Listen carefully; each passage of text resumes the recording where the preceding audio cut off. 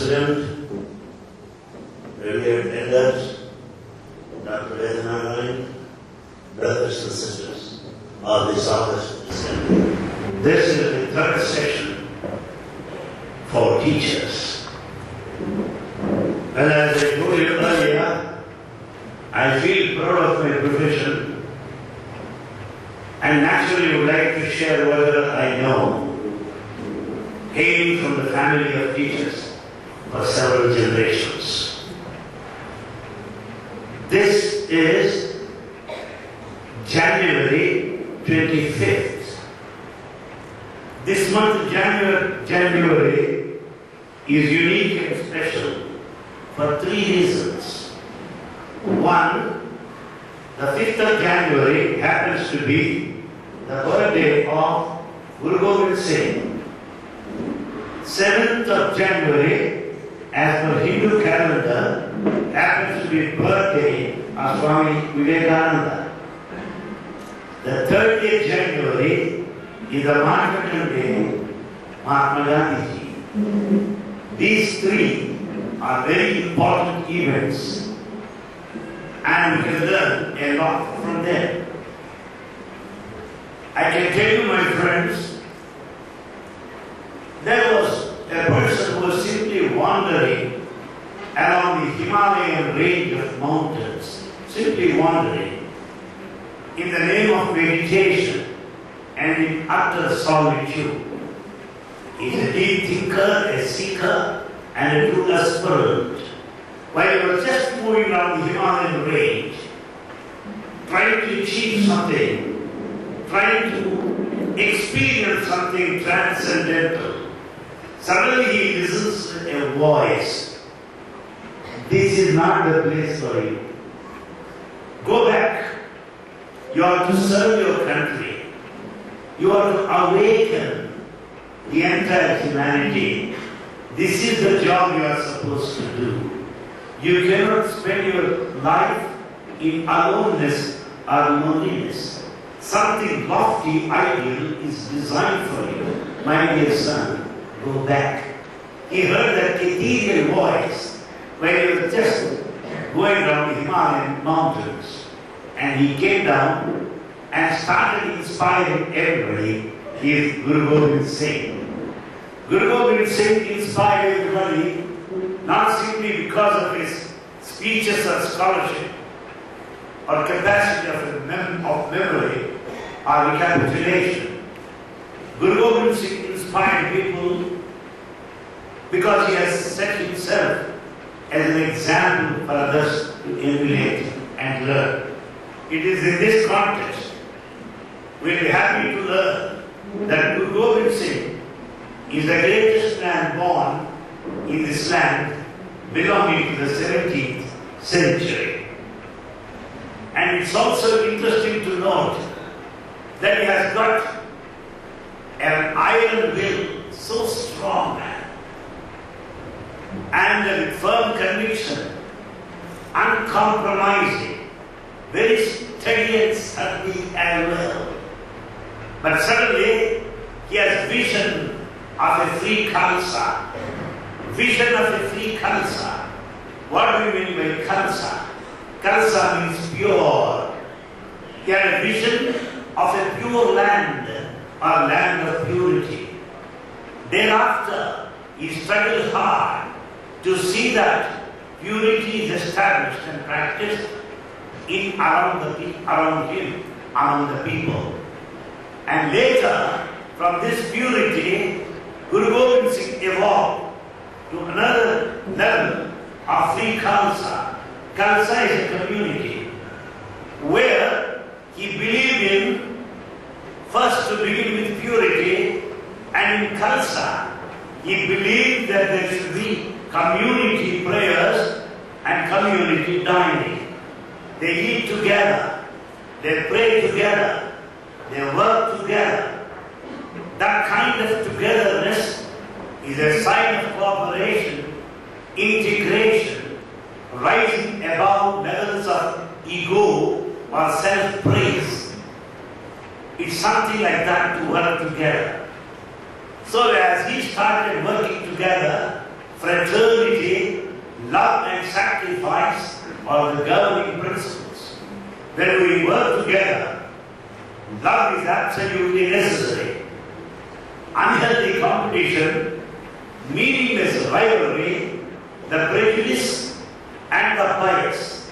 Though we work together, it is meaningless, irreligious and non-spiritual, most deplorable and undesirable. Therefore, as we work together, there should be love and sacrifice. We as teachers should have trust among ourselves, trust in students as well. We have to trust them and we have to trust each other. The management, the parents should have trust in us and we trust them as well. The trust is the governing body, the governing principle. The parent cannot send a child without the trust. The management cannot appoint us without the trust. So to begin with, trust is absolutely necessary, which is the principle to begin with in Khalsa community of Sant Guru Gobind Singh. And that is what we call unity. So he began with purity and then he reached the state of unity. And thereafter, he believed in loyalty, devotion to God, uncompromising. It is not a convenient philosophy because most of us are used to convenient philosophy. Meaning, we are desire-oriented.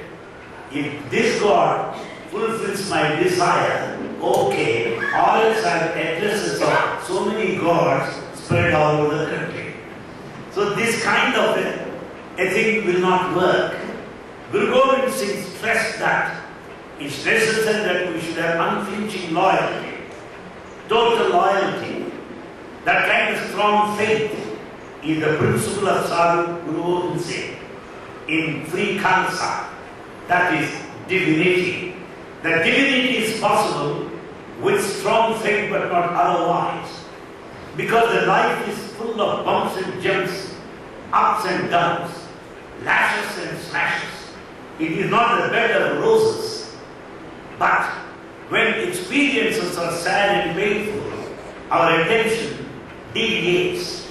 Our faith is shaken to the bottom. It is at that time we should hold on, cling on to our deity, to our chosen God, such that we do not digress or deviate or run away, change the political party. Therefore, that's the fundamental test that God puts.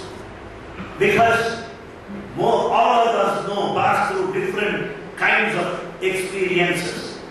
Each experience, sad or pleasant or painful, surprising or shock, left its own indelible impression of message to evolve.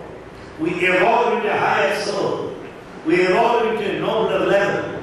We evolve into a state of consciousness which is non-dual, which is awareness, alertness, wakefulness of the experience of the spirit or consciousness.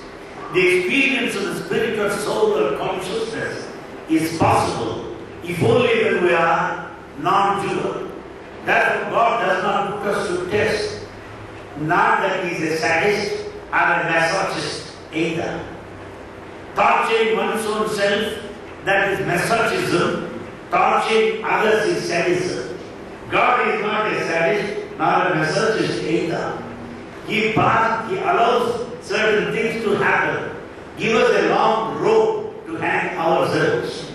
Therefore, my friends, each thing he would like to know, just as the mother watches from aloof as the child started playing, the mother watches that he would never fall, that the child would never run into danger or any sort of accident, because mother goes on caring for him, looking for a distance. God, with thousand mothers' love, will never forsake us. Impossible. He is only allowing us to play. To what extent we play, to what extent we damage ourselves. and try to go back to the mother for help and Suresh's sympathy. Therefore, this kind of attitude was that of Guru Gobind Singh. I can give you one example. One Pant was sent to Guru Gobind Singh. The job assigned to Pant was to kill him.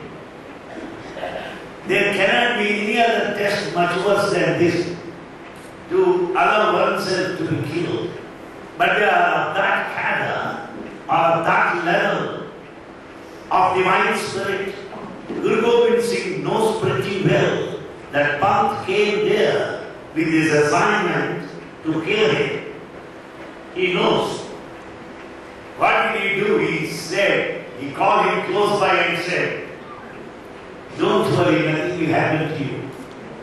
But he was shivering, and Guru Gobind looked straight in his eye and said, "I know you have come to kill me, I know." And then he called all these people around him, "Don't hurt him, don't beat him, please send him away, please let him go, let him go." That is the hallmark of forgiveness. The forgiveness is known. The forgiveness is divine. Forgiveness is spiritual. There will be nobody who forgives us in this world. Because for something that we did 6 months ago, he goes on trying to be vindictive until he ends up his life or the other person ends his life. Because we have got the features of a snake. Baba said, human body is a zoo. Human body is a zoo because we are so possessive. Sometimes I laugh within myself when some of my friends want to occupy the same seat as they have been occupying all through. If any stranger comes and sits there, this man gets annoyed. "Why do you sit? This is my seat." I don't know. We are successful to leave our families. We are successful to have left our properties, belongings, relatives, but we hold on, cling on to a Kadapa slab on which we sit. What an awful fall, my countrymen. It is really a fall. The other day one gentleman said, "Anil Kumar, I am sitting in your place." I said, "I don't think that any place belongs to anybody." I don't think so. Because thousands sat here before, and thousands will be sitting thereafter, and we are here in between. Therefore, my friends, the reality has to be understood what it is. Guru Gobind Singh allowed him to go, that's all. Not only that, his sons gave their lives, knowing full well the difficulties and the problems their father had. They ended up their lives as martyrs of this country. With all reverential salutation, this period of month, we think of Guru Gobind Singh, a great son of this country. And Guru Gobind Singh is a scholar, a poet, and an eminent leader. Now we think of Swami Vivekananda, a few words about him. We as teachers, we are supposed to inspire our students, narrating the biographies and histories of proud sons of our land. As Bhagavan said, Kanda Kandantara Kyatina Chinchina Mahani Julangan Matubhumi Pachachavirula Paradolinchiu Swatantramugan Samarabhumi Sangeeta Sahitya Shastriya Vijayandu Dishakti Chupina Divyabhumi Chitrakaratoda Chitramayunati Bharata Bhumiyandu Jananamundi Bharata Mara Bhagyangu Kapara Bhagyatantayunide Vijayathura Bharata Mara Bhagyangu Kapara Bhagyatantayunide Vijayathura. It is our moral responsibility that students develop the spirit of patriotism, national fervor. If our students do not have this kind of patriotic spirit, we have not done our job. Totally because we have to do something extra, more than expected of us, not simply completing our syllabus. As I was telling yesterday, syllabus completion can as well be done by any tape recorder or any computer disc, DVD. We are not like that. Our personality, our contribution, the future lives of the students should be so that they should show our influence. Therefore, patriotic spirit, as Bhagavan said, this land of noblest people, land of selfless people, patriots. Therefore, it is necessary to think of their lives as role models. The second one, 17th January, Swami Vivekananda's birthday. Swami Vivekananda is very fond of Mahanirvana Tantra. Mahanirvana Tantra is a sacred text. Swami Vivekananda profusely quotes from that text. Those who have gone through his speeches from Vivekananda talks from Colombo to Almora will certainly come across these excerpts from his tongue. What does Vivekananda say, quoting from Mahanirvana Tantra? He says that all children should be trained to love their parents as living gods. They are not merely human beings of flesh and blood, bone and marrow. They are living gods. They are moving gods. We as teachers should be successful in training our students to consider their parents as living gods, the visible, to quote Vivekananda, the visible representatives of God. My friends, I take this opportunity to let you know what Baba said in this context. Some of the students, they say, Swami, we love you. When Swami says, go home and serve your parents, they say, Swami, we love you. By such words, they think that they can please Swami. Do you know what he said? I am a witness to that dialogue. What he said was, you know what your parents like. You know what your parents need. You know how to satisfy your parents. You are brought up by them. And when you don't serve them, when you don't please them, when you don't make them happy, how am I to believe that you are going to make me happy? How am I to believe that you know what I need? How am I to believe that you know how to serve me? Therefore, we don't have to run after hither and thither. The absolute responsibility to consider parents as the living representatives. To quote Bhagavan again here, "Ni blood ni duddu no head, parents' gift." Your blood and your head, your duddu, the money, parents' gift. So that's what you always say, the blood, head, duddu, parents' gift. Therefore, who can speak of parents and obligation of the children towards their parents more than this? Swami insists on that. And Vivekananda further goes on to say, never use harsh words towards your parents. You are not supposed to do that.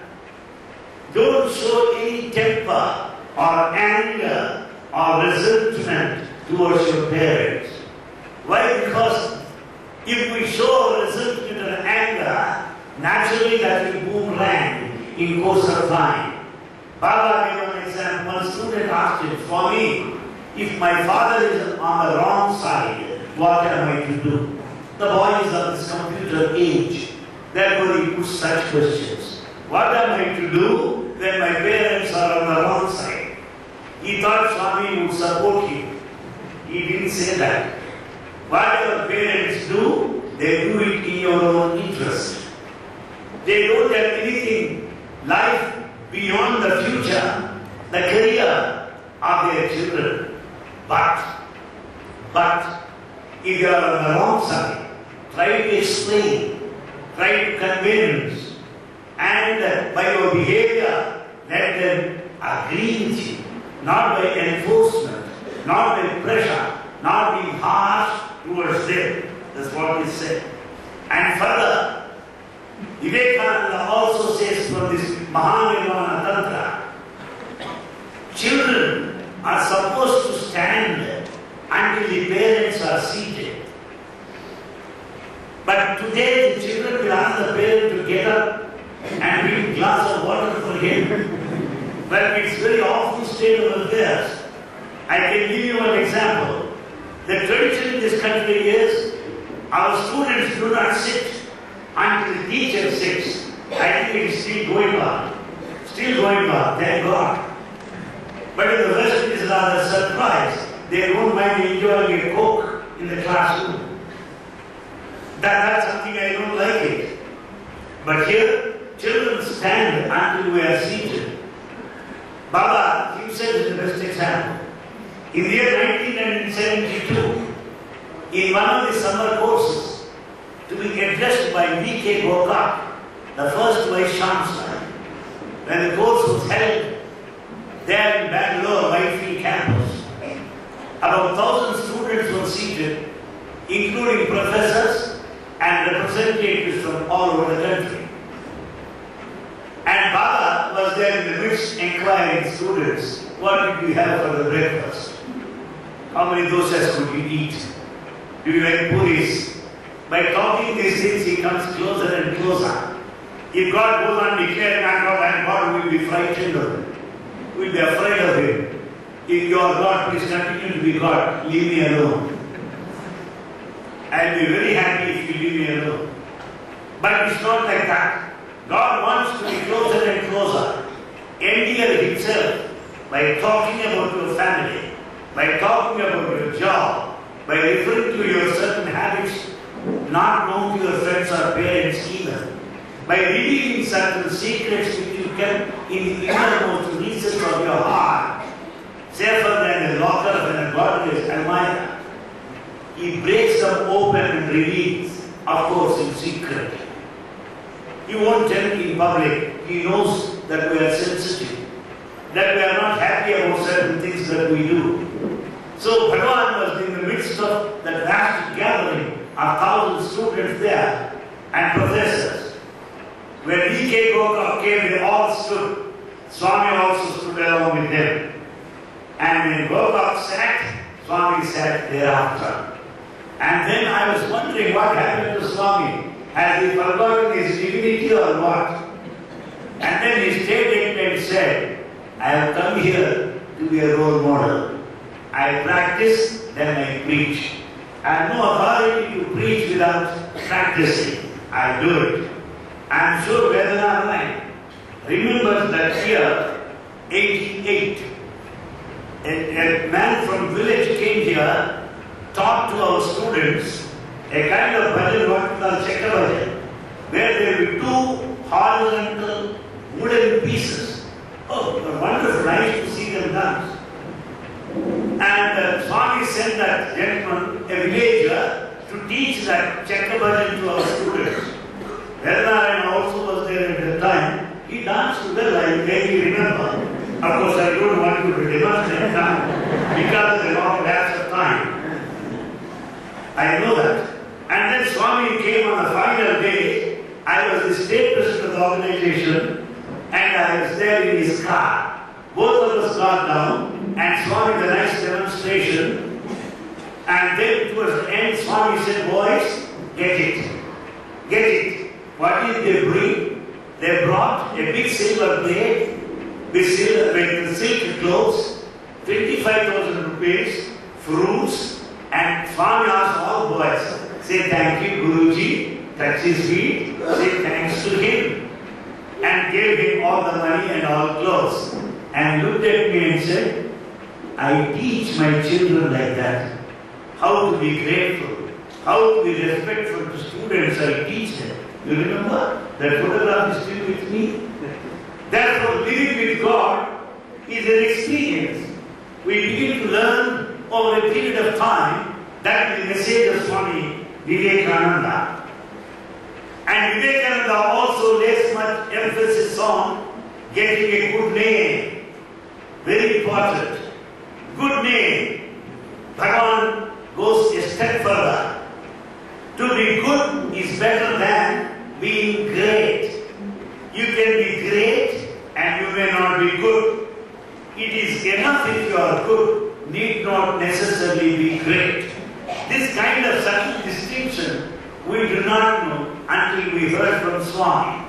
Goodness is more important than being great, because one can become great as per the norms established in society, as per the prevailing order of the day.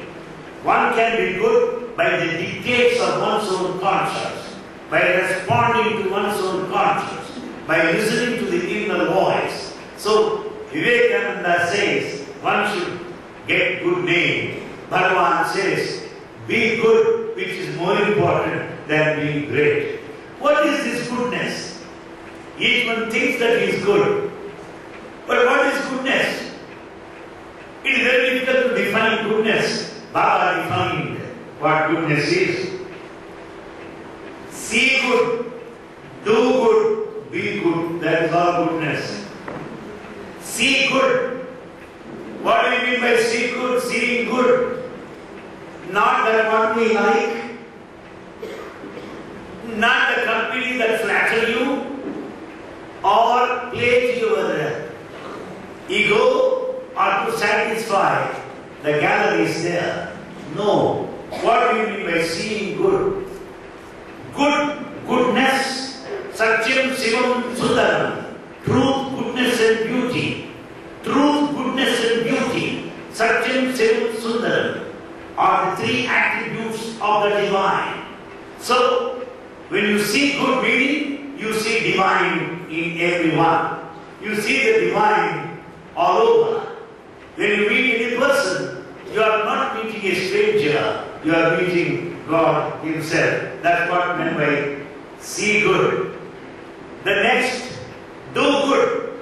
Yes, I do good, but yet, most of the people are after vanity. Vanity more than charity. I know a gentleman donating a ceiling fan to a charity.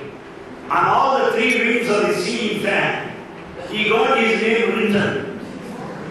How do you expect people to read his name? So he always prays for electricity breakdown or power failure. When there is power failure, people will necessarily look up so that they can see his name. That is an awful advertisement. So it is not the vanity that is important. It is the charity. Do good means selflessly, without expectation, selflessly. Be selfless, without any ulterior motive. Here in this context, I should give you one example. One gentleman was serving in Vrindavan, while the principal of the campus. He served till 12 o'clock in the night, all alone. By name Rajendra, the engineer from HAL Bangalore. I knew these addresses so that doubting Thomases would not doubt me.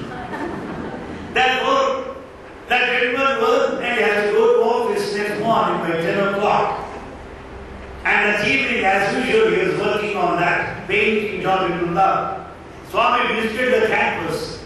Slowly and softly he stopped his car and patted on his back and told him, Bangaru, you are working till late in the night. I know that. I know that. You will be exhausted. Don't do that. You may be sleeping in the office. Don't do that. You get a bad name in the office.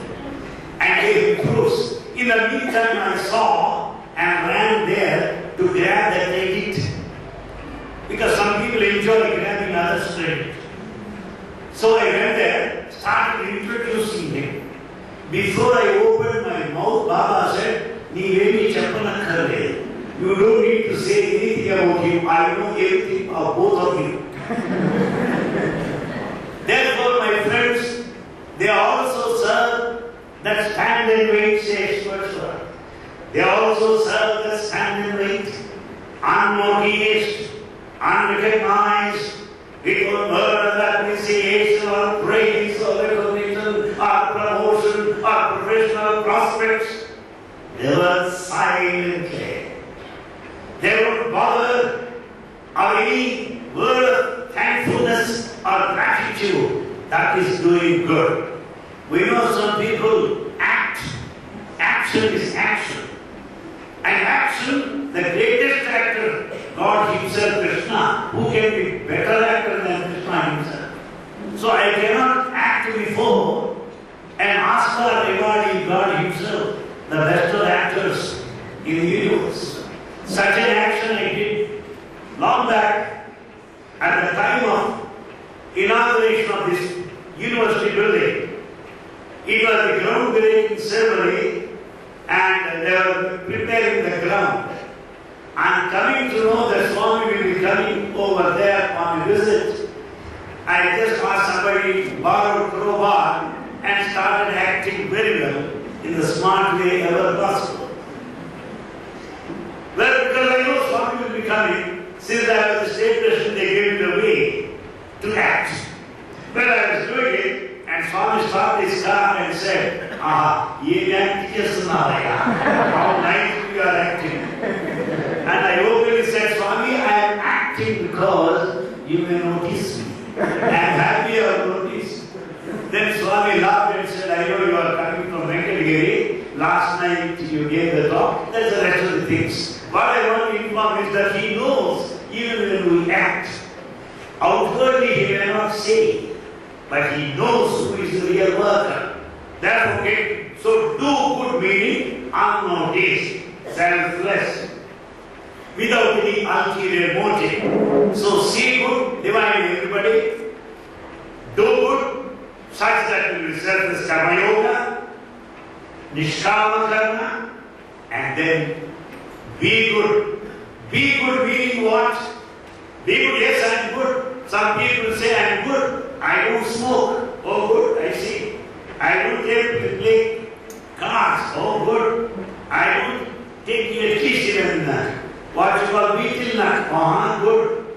He thinks that they are saintly qualities.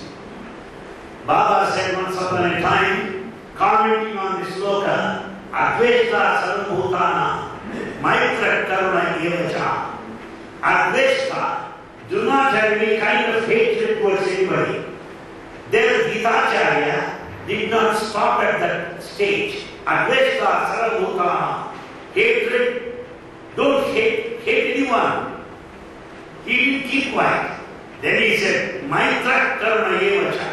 You should have compassion and also friendship towards them.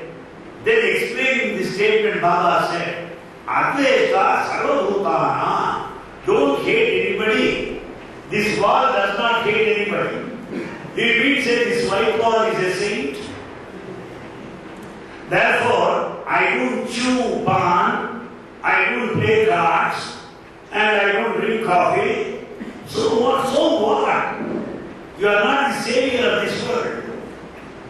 After all, please my friends, remember this statement, which will be useful to you, not only in your lives, even to encourage those who have this feeling of guilt or guilty conscience. As teachers, this very important example. What did Baba say? One has to be judged by the merits, not faults. One has to be judged by the merits and not faults. When we correct the papers as teachers, you award the marks to the correct answers. Make a total and give him 70 or 80. But you don't think of wrong answers and calculate.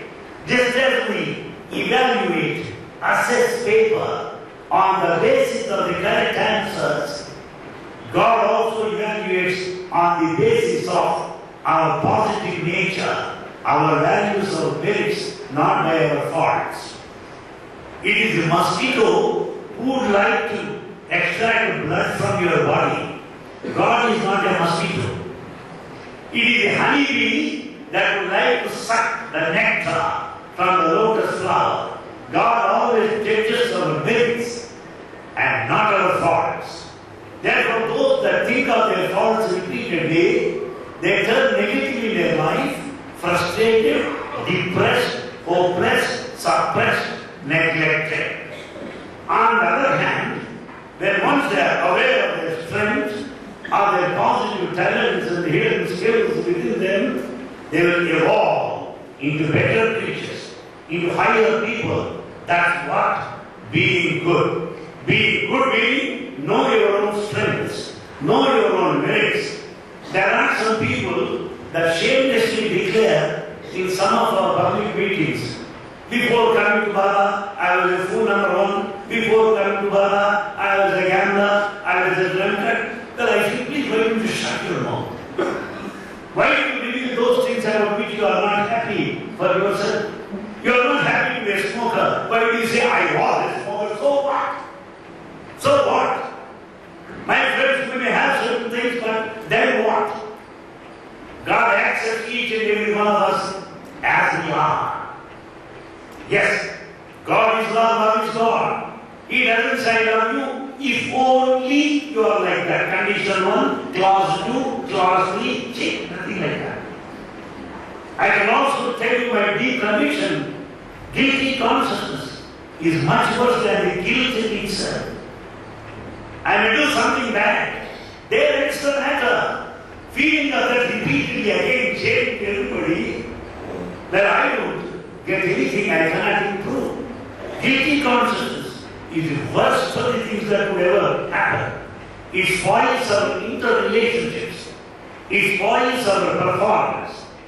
We become psychic ultimately. Let it not happen. Do good, be good, meaning be aware of your merits. Accept yourself as you are. We don't accept ourselves as we are. Because we see somebody doing japam more than us, therefore, I am not able to. So what? Let him do it, and you don't do it. So what? We will say God is waiting for his japa and feeling disappointed that you are not doing japa. He is not an income tax officer, he is not a businessman. Let us understand, we do anything for our own good, for our own advantage. If I tell you, I had wonderful breakfast, what do you say? It is not service to anybody. It is not community service. You eat breakfast for your appetite, that's all. Please keep quiet. Don't you say that? So similarly, my friends, let us learn to accept ourselves as we are. With our good habits, with our bad habits, with our mistakes, with our faults, with our own strengths, with our own skills. Accept as you are, as I am. Then once I learn to accept myself, I will be accepting others. Others will be acceptable to me. There are some people who say, I cannot mix with everybody. Okay, please stay back at home, don't disturb me. And there are some people that say, I cannot accept that man. This kind of non-acceptance or rejection or keeping anybody aloof, away, the basic reason is this fellow is not able to accept himself first. If I accept myself, I will be able to accept others. I should forgive myself, then I can forgive others. If I go on brooding over the past, if I go on dreaming of the future, if I condemn the present, I am not able to forgive myself. Therefore, let me forgive myself. Let me love myself. Let me respect myself. Then I will be able to respect others. Then I will be able to love others. Then I will be able to accommodate and accept others. This is the basic psychology. The psychoanalysts and parapsychologists have come to this conclusion. The basic nature of man begins with him first. Begins with him first. That's what Swami Vivekananda tells very clearly. Don't talk ill of others. Don't talk or publicize blemishes of others. Don't share anything revealed to you in secret. Somebody tells you, this is my problem. You are not to report to a journalist and pass it on to TV9. We are not supposed to do that. we losing the confidence. My friend Bhagavad Baba say, Maitri, Maitra Karma Evacha. Maitri means what? Three periods of time. Past, present and future. My is my man. In the past, in the present and future. So this kind of friendship, in the past, present and future, that is absolutely necessary by not pointing out others' mistakes. To point out the mistakes of others is something psychological weakness. Because some people, by condemning others, they think they are much better than them. Some people think by pointing out the mistakes, they think they are greater than others. It is nothing but ego trip. It is nothing but ego gimmick. It is nothing but ego play. Let us not fall a prey to this kind of ego, as Swami Vivekananda said. Because I am trying to blend Guru Gobind Singh's message with Baba's message, Vivekananda's message with Baba's message, because I feel synthesis is Bhagavan. It is not antithesis. Baba is not for dogma. Baba is not for fanaticism. Baba is not for groupism. Baba is not for isolation. He always wants us to develop a spirit of congregation worship, fellowship of faiths, unity of religions. We should learn to correlate, to interpret, to explain the greatest saints of this country from the backdrop of Sai message and mission. Because the principles are very well laid by Bhagavan. As you read the history, they are the key to be successful as teachers. Let us know the fundamental principles and teach in our classroom. Parama Pavanamayinatti Bharata Valiyandu Sahanam Dadimadu Sakadanu. In this land of Bharat, what is beauty? The beauty is not the one from beauty parlor. No. Sahana, tolerance, forbearance is the beauty. Vratamunamitiyandu panegachinati Ghanasajasilame kadinatamu. The highest and the greatest ritual, spiritual practice in this country is adherence to truth. The path of truth is the biggest ritual, is the highest, greatest ritual. Mathura Bhavam Vedi Manadesha Mandana Mathura Bhavam Muganna Manyaveddi. It is a very nectarous feeling, the sweetest feeling. What else could be other than the feeling of a mother? That nectarous feeling, the divine feeling of a mother. There cannot be any other feeling much more than this. Pranamu kantenu manamu khanamanu manadeshaniti matadaliti neti kichiri vesas venchayanu vitsukatulaura yemandu bharataparanandu. In the name of freedom, what is it that we got from foreign rule? They gave us their kind of tradition. They gave us their kind of administration because we find British bureaucracy still prevailing in this country. We are free from the British, but we are not free from their bureaucracy. Therefore,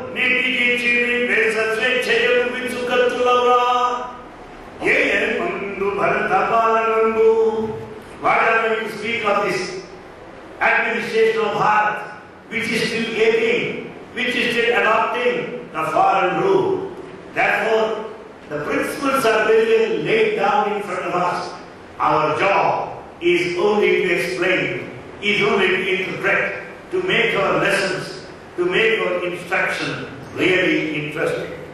Now we come to the third Mahatma Gandhi Martyrs Day, the 30th of Jan. Because I feel like doing this job Some of my students saw my notes, sir, what is it? Your note seems to be botany notes. What I do is I make use of all colored pens and all that. You see my notes, it's all colorful. We should be colorful. Our notes also should be colorful. Why not? Why not? We should be colorful. I said, this is spiritual botany notes. Yes, that's all. And all that is, I make a kind of comparative study in the classroom to make it interesting so that they don't forget. If I proceed lesson after lesson, by the time I come to second lesson, they conveniently forget the first lesson. When I come to third lesson, they put a question mark whether the earlier two are taught ever or not. On the other hand, if you go on teaching, linking the past and the present, the one of continuity to eternity, from this back cover to that back cover, it will be a beautiful song, a beautiful chorus. Teaching is music. Teaching is music. As students nod their heads, listening to our teaching in our classroom, teaching is a dance. And as we make our lesson very interesting, teaching is painting. As we make our students, mold our students in the way we design, we want them to grow in future, we are sculptors, what not? A teacher is multi-dimensional. Do not consider him vocal or verbal. Certainly not. He is beyond. His words are heard, but his words turn into heartbeat later throughout his life. This has been the experience of many, many successful teachers and alumni of the past yesteryears. And therefore, few words about Mahatma Gandhi. Yes, I would not share with you all the details, except a magnificent point. Frail was his figure. Gandhiji is not certainly handsome by any standard. No. He is not like any film actor. So thin, dark in complexion. So thin. And he is dressed better not to speak about. That made Churchill comment, naked fakir of India.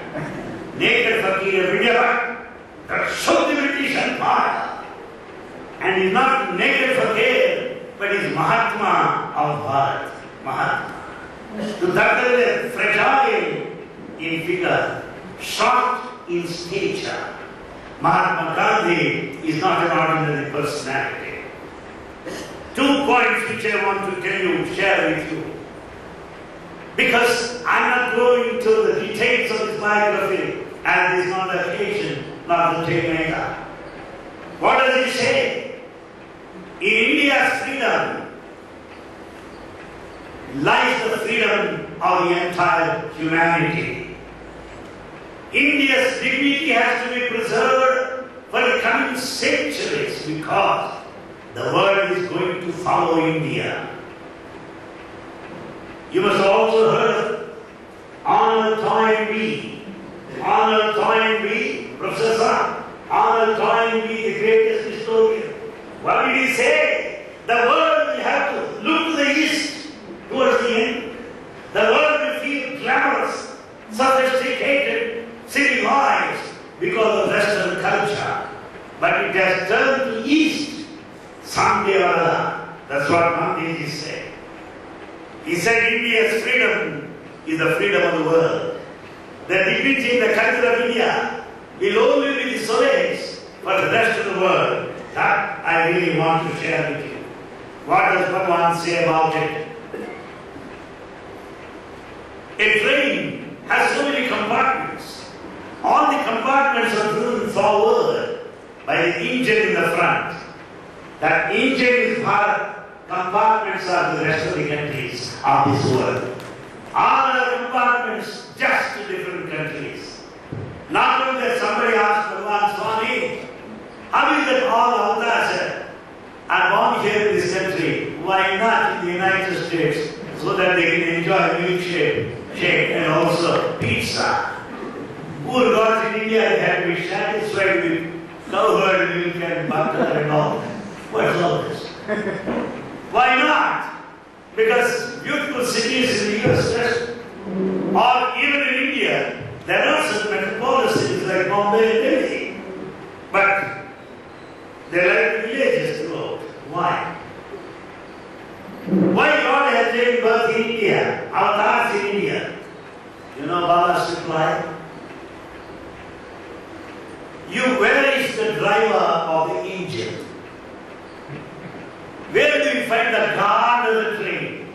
Guard of the train will be the last compartment to wave the flag.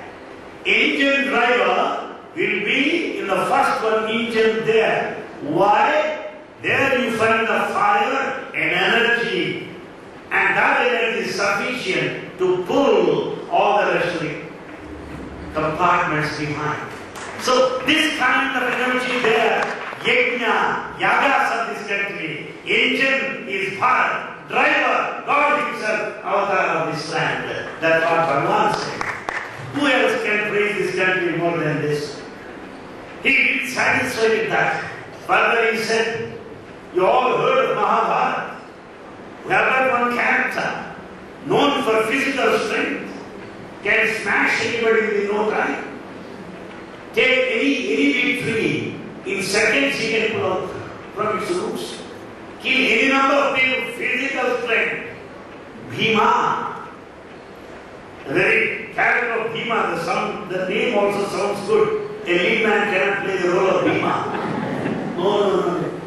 A skeleton cannot be Bhima. Be quite serious.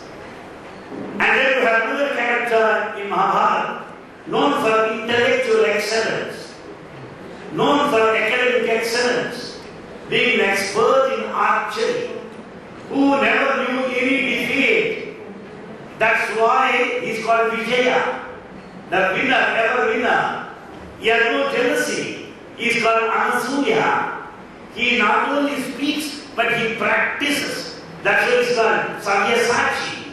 He is the representative of Mother Earth. So he is Partha.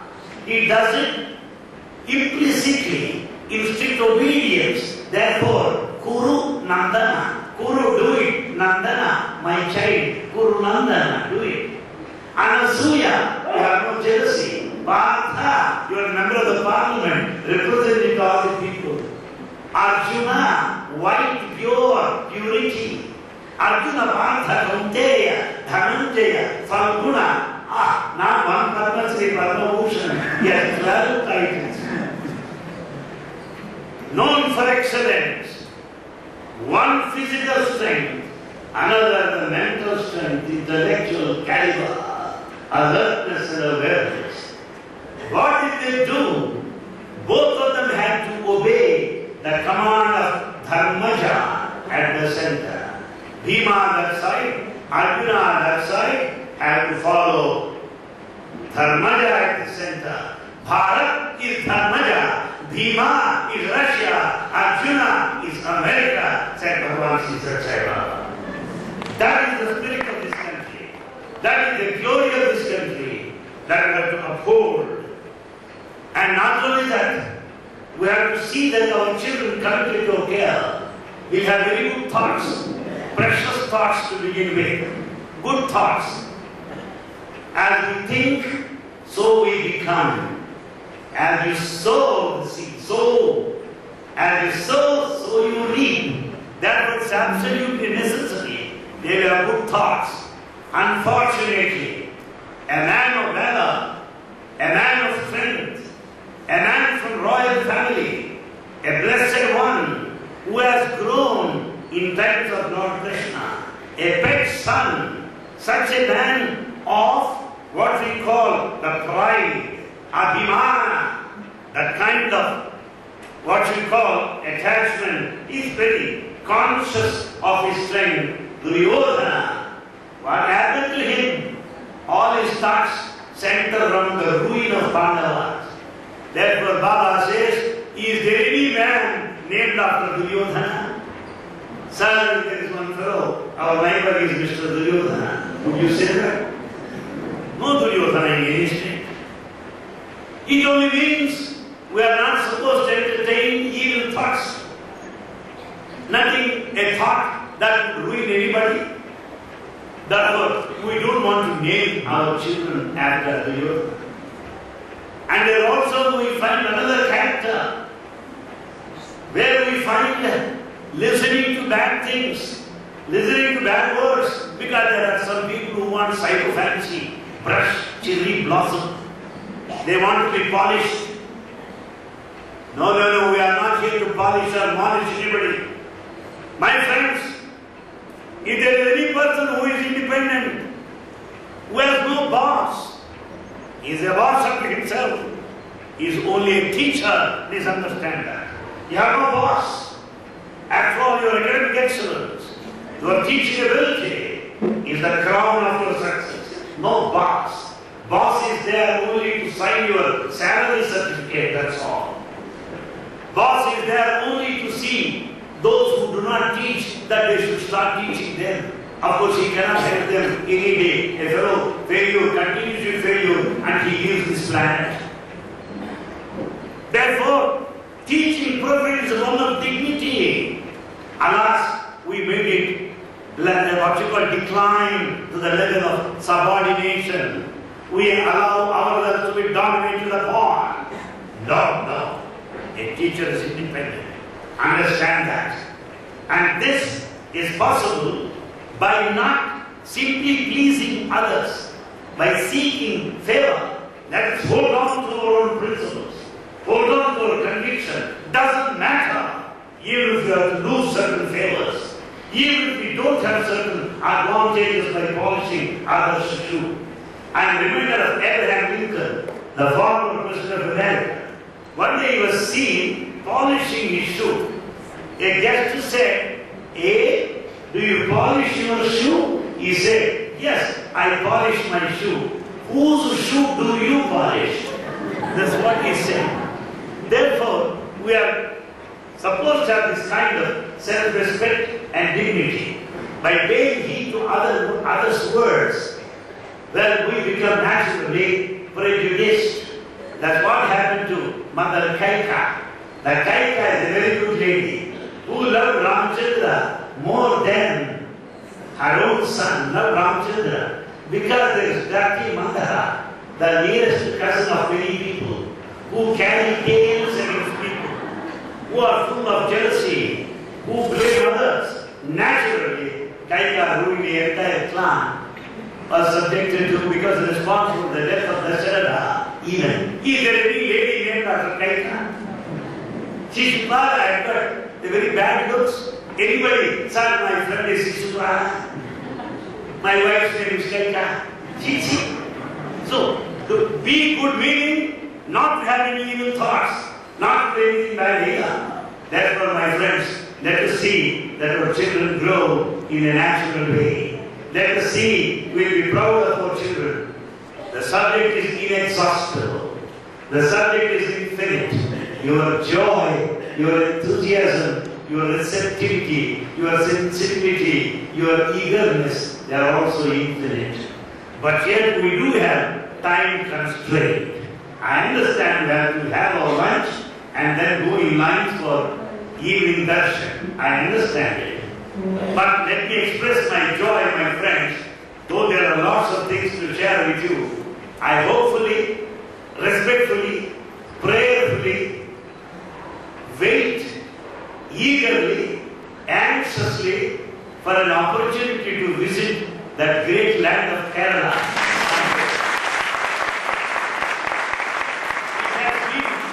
It has been my dream all along. It has been my dream all along. Because finding the mother, carrying a pot full of water in hot sun, and mother fell down. She fainted in hot summer. That was noticed by the son. "Oh mother, you have to carry this water in hot sun from long distance. I can't bear this, mother." And he prayed. Then what happened? That river started flowing by the side of his house. He is Adi Shankara. That is Purna river today in Kalari. That is Kerala, what it is. Not only that, when he stands in front, a very old lady, a poor lady, who has nothing to offer him. she gives him just a gooseberry amaraka. And then he goes on in praise of God. And there's shower of rain of gold, fruits of gold. That is Adi Shankara. A man of mystery, a man of excellence. The whole humanity will feel proud of him. No scientist, no technologist would ever face him with God. Adi Shankara's interpretation of Advaita is really irresistible, unparalleled in human history. That state one has to see, having been born in this country, or else he is not born. Not born, that's how it is. Someday, Baba should help me and fulfill my desire. Then I hope to share some of my own feelings. And my friends, please believe me, from the bottom of my heart, I really thank each and every one of you. My humble prostrations and salutations to each and every one of you. Please take it from me. I really mean it. I am not a politician. I am not contesting an election. I really mean it. I feel very, very uncomfortable. I feel very, very uncomfortable on this day in the company of VIPs. I don't like it. Well, they are VIPs, so what? You may be VIP here outside. VIP, very important person here outside. Very insignificant person. Therefore, I don't want to be in the company of VIPs. My prayer is always to be in the company of my fellow teachers, and God has given this beautiful company of teachers. God knows I want. Having spent all my life as a teacher, being proud of teaching profession, I will not tolerate anybody speaking ill of teacher or underestimating teaching profession. I feel overjoyed, thrilled, feel like dancing. If any student says that, sir, I am beneficiary as a student, it happens many times. Students repeat our lessons even after 40 years. Students imitate us. Students follow our example. Therefore, if my words could inspire you, if my words could encourage you, if my words will make you feel better, then my task is fulfilled. My dream is fulfilled. May God be with you forever and evermore. Thank you.